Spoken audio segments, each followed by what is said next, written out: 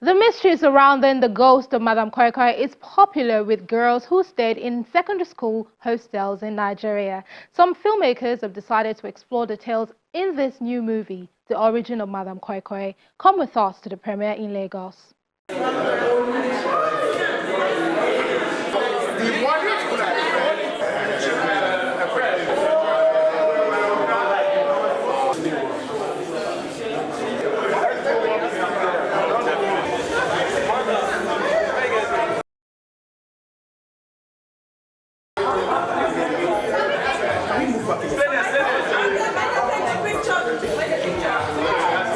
We had to sit down and sort of create an origin story that best answers those questions we've always asked as kids growing up.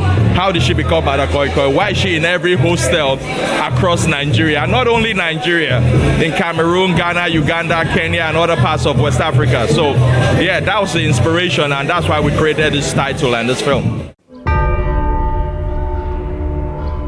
There's something really off about this school. What? This school? Amanda, this is a very good school. One of the first schools founded by the missionaries.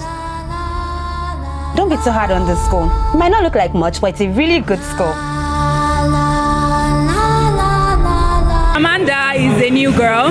She's new to the school. Her mom changed her school and she's not excited to be there. She has a new friend, Edna. Edna shows her around the school. But there are this set of boys that are like the brightest minds in the school, but they're also bullies, right? But Amanda is also a bright student, so she challenges them in class and there's all that back and forth. So they become like rivals. So in the midst of all of that, Amanda starts to have like funny dreams, things she doesn't understand, and things are happening in town. People are dying mysteriously. Basically, it seems like Amanda is in the midst of it all. Edna is Amanda's best friend, basically, bunkmates. They find each other in this boarding school and they become very good friends. She's a very sweet girl. She's that kind of friend that you just want to have around you, basically. I didn't like it too when I first arrived. You see? That's exactly what I've been trying to tell her.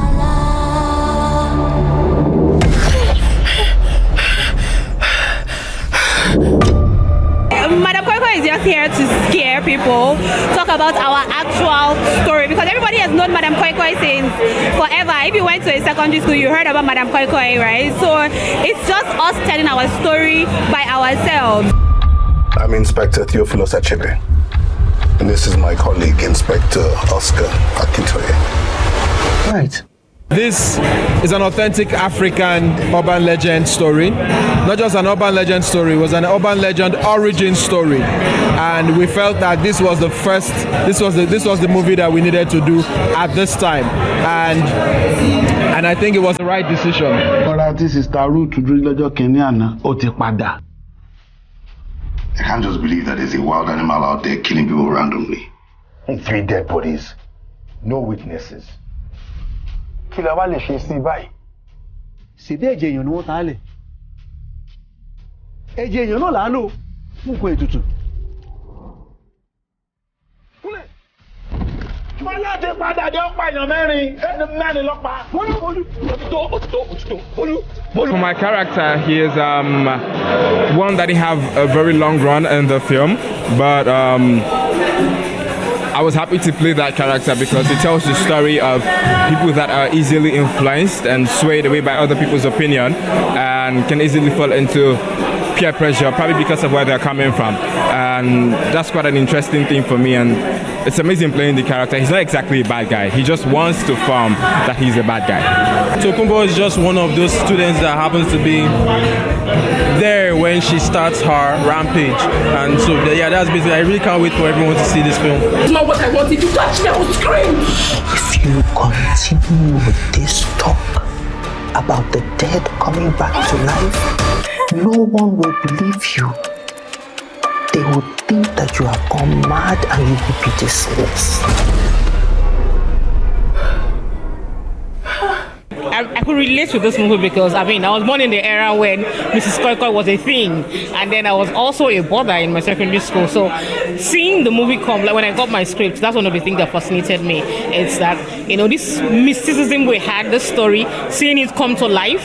It is the legendary Mrs. Koi Koi. That's what this is. And then not only seeing it come to life, I know we must relate this story one way or the other to the younger generation without knowing what it is. So having it come to life for them to actually see what we're talking about or what we went through back then, the cringiness of it alone, the story, I'm just excited to see Mrs. Koi Koi. First of all, when you get a script and you see the potential of the work, you're excited to do the work. So The Origin was one of those scripts. It was exciting.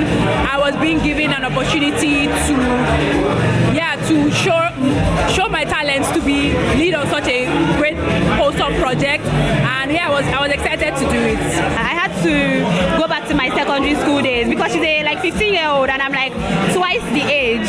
So I had to go back to remember how I was in secondary school, all the things I was doing in secondary school, where I was talking in secondary school and all. So it just made me go back 15 years to become the character again, basically. Dead bodies, no witnesses. Kila wale ṣe sí báyìí. Ṣebí ẹ̀jẹ̀ èèyàn ni wọ́n ta lẹ̀. Character Idowu wasn't so much of a stress for me, like I would say it. It wasn't exactly a stress. I eased into the character.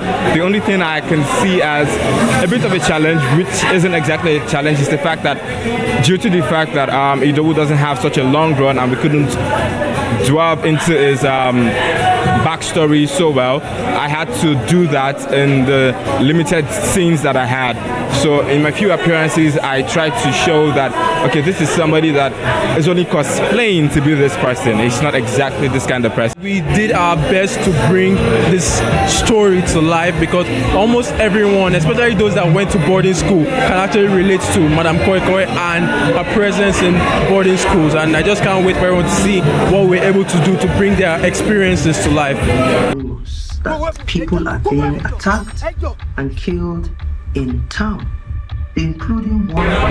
First credit goes to the post-production team of J. Franklin.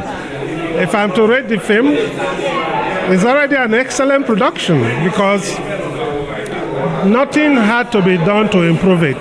It was the way they produced it, is the way it's being shown.